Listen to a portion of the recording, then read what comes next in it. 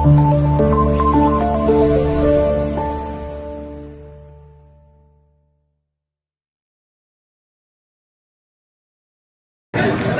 الله الرحمن الرحيم. أنا مصطفى ساسلاف، نائب رئيس التشكيلة الوطنية كازابور. جد سعيد التواجد ديالي رغم الظروف أنني حضرت حتى المحكمة اللي كتعني شي ارتباطات ومعتزات.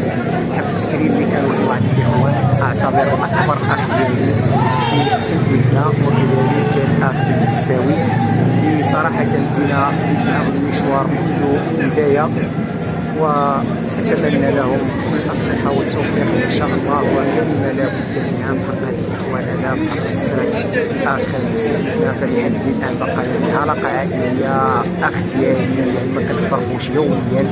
كذلك كنوجه التحية للأخ ديالنا والرئيس ديال الجمعية الوطنية كازابور السيد العيساوي.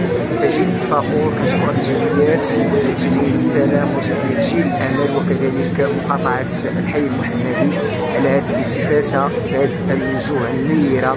كنتمناو لهم مسيرة موفقة ومزيد من العطاء إن شاء الله.